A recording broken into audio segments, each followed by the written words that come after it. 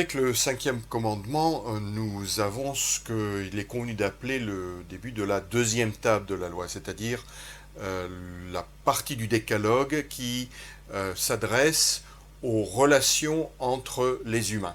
La première partie, les 4 premiers commandements, concernent la relation entre les humains, les hommes et les femmes, et Dieu, comment directement il veut être servi, adoré. Et dans la deuxième partie, donc, 6 commandements qui concernent les relations interhumaines, à commencer par, avec le cinquième commandement, à commencer par la relation entre les parents, les enfants et leur père et leur mère. Parents en tant que père et mère. Alors, la dernière fois, j'ai dit que j'ai parlé de la question de l'obéissance et de ce que ça voulait dire, quel type d'obéissance dans le Seigneur, non pas une autorité ou une obéissance qui ne se référerait à rien d'autre que cette relation parent-enfant, mais qui devait toujours être mise dans le cadre, placée dans le cadre de la volonté de Dieu, sa volonté dans la création et sa volonté exprimée dans sa parole. Maintenant, ce que je voudrais dire aujourd'hui en complément de ce que j'ai dit dans la précédente vidéo, c'est que évidemment le commandement, le cinquième commandement, ne signifie pas simplement qu'il faut obéir à ses parents, parce qu'il est question d'honorer. Honore ton père et ta mère. Et dans le fait d'honorer, il y a davantage que l'obéissance. Alors, comment définir cet honneur qui est dû aux parents dans le cinquième commandement? J'ai pensé que peut-être le mieux serait de vous lire un très court extrait d'un catéchisme du XVIe siècle, le catéchisme de Genève de 1545, qui a été rédigé par Calvin, Jean Calvin, le réformateur, et qui, sous la forme de questions-réponses, nous donne un résumé très, très succinct et très direct de ce que cette notion d'honneur, d'honorer, comporte. Qu'entends-tu par honorer? C'est la question qui est posée à l'enfant. Et la réponse est, ce mot veut dire que les enfants feront preuve envers leurs parents de réserve, d'humilité et d'obéissance.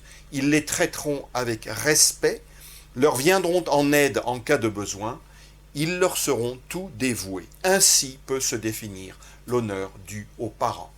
Quand on réfléchit à cette explication, on peut dire que, et si on regarde un petit peu ce qui se passe dans la société, dans nombre de sociétés dans le monde, la distorsion intervenue dans la relation entre les parents et les enfants, très souvent d'abord l'absence des parents, la démission des parents, la révolte des enfants, la rébellion, l'aigreur, la violence, l'amertume, sont une cause de désintégration de notre terreau social, de notre société et de la fabrique sociale, comme on veut bien l'appeler parfois. Donc, dans cet honneur et ce respect qui est dû, il y a une norme qui reflète celle de la création, la norme mise dans la création par le Créateur lui-même et qui permet la continuation des générations, la vie et l'entretien du genre humain aussi sur la terre, avec un but spécifique qui est le but que Dieu a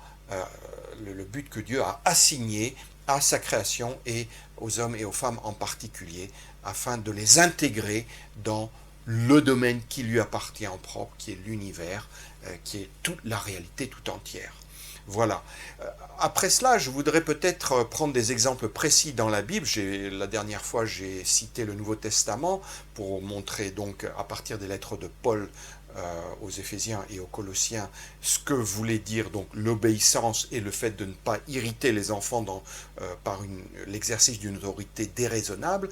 Dans le livre des Proverbes, dans l'Ancien Testament, il y a beaucoup de passages, un certain nombre de passages qui nous parlent de cette relation et qui la mettent en rapport avec la sagesse. Une sagesse qui est un but à rechercher dans l'existence en tout premier lieu, puisque dès le début du livre des Proverbes, au premier chapitre, au verset 7, il est écrit la crainte de l'Éternel, la crainte au sens aussi de respect, d'honneur dû à l'Éternel. La crainte de l'Éternel est le commencement de la connaissance ou de la sagesse si on veut. Les insensés méprisent la sagesse et l'instruction. Et regardez ce qui suit immédiatement.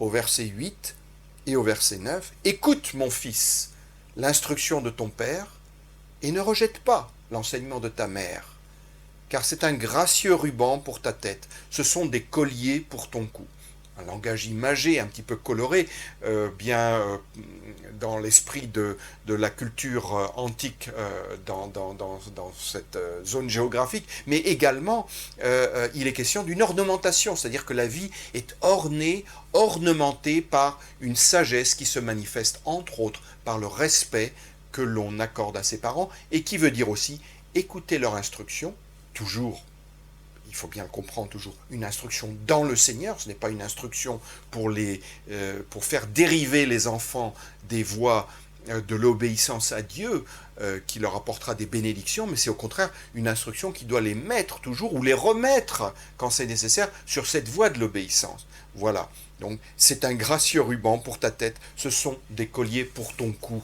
une ornementation pour l'existence dans l'ensemble. Et un peu plus loin au chapitre 15 de ce même livre des Proverbes, au verset 20, voilà ce que nous lisons. « Un fils sage fait la joie de son père, et un homme insensé méprise sa mère. » Voilà, il y a quelque chose de destructeur finalement dans cette attitude qui consiste à rejeter une instruction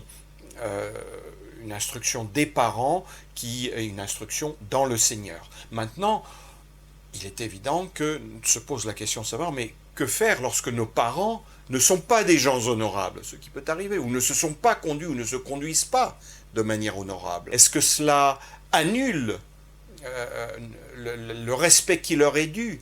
Eh bien non.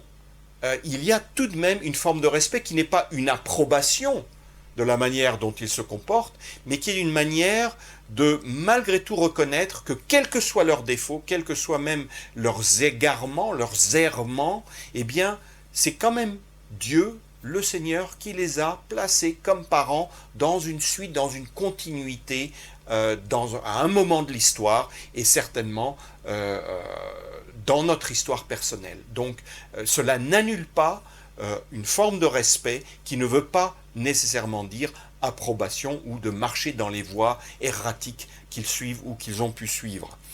Il y a un autre passage encore dans le livre des Proverbes que je voudrais vous lire, au chapitre 20, au verset 20, qui reprend un petit peu ce même enseignement. « Si quelqu'un traite avec mépris son père et sa mère, sa lampe s'éteindra au milieu des ténèbres. » J'ai l'habitude de dire que le livre des Proverbes est en quelque sorte un commentaire du Décalogue, un commentaire de la loi, au chapitre 20 de l'Exode et au chapitre 5 du livre du Deutéronome.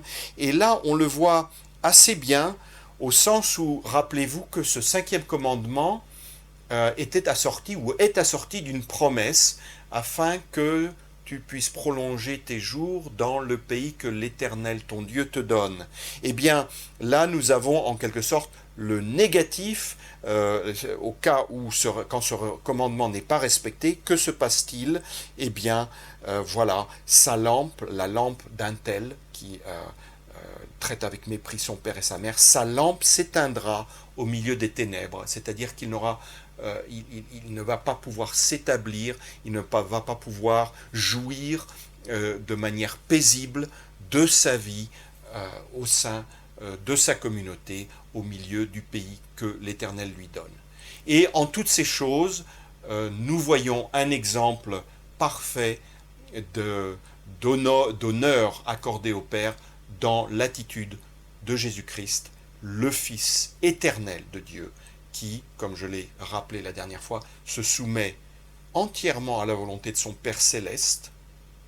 Il y a un mystère, c'est le mystère de la relation entre le Père et le Fils, certainement, mais nous le voyons de manière tout aussi concrète dans l'attitude que le Fils éternel, lorsqu'il s'est incarné, lorsqu'il est devenu homme, il a effectivement honoré son père et sa mère terrestres, ceux qui étaient en charge de sa vie physique et de son éducation en tant qu'enfant.